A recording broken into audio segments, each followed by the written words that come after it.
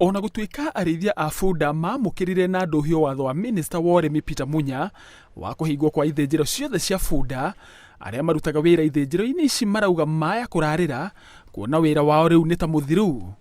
Watu serikali wasichukulie maneno kiolela mambo ya vijana katika Kenya hii.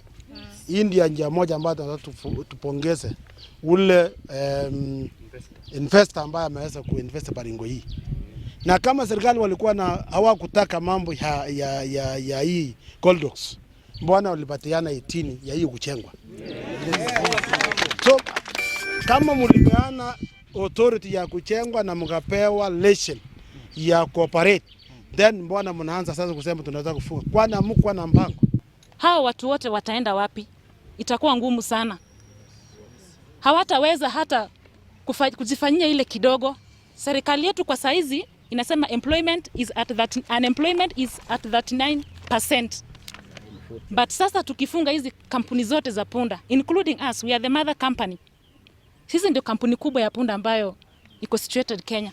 Wakifunga, sisi wote tutaenda wapi? Maugite ni mahitia muno thirikari kuruta watho ta ucio itambite kwaraniria nao, kuona biacara iria marutaga ti ya ngungo kana mugaru na watho, na ikinya ta riri niri kuhutia micii mingi iria ihocetie miturire yao thogora-ini ya bunda. Ng'ombe inaibiwa lakini kichinjio ya Mogotio haifungwi ya ng'ombe. Kichinjio ya the river haifungwi. Hapa Pokot ng'ombe imeibiwa mingi sana. Unasikia 500 cows stolen. But siasa jai sema ifungwe kichinjio ya nini ya ng'ombe. That's why we are here. We want the governor to assist us, support us in petitioning the government to withdraw the ban. Watho uyu wa kuhinga ithinjiro cia bunda umanite na makaya ma aria macirithagia na aroiri a ihoto cia nyamu, makiuga bunda ciaya kuhuka kuona iria cithinjagwo ni nyingi kuri iria iraciarwo. Handu-ini ha Inooro TV, njitagwo Kia Makariuki.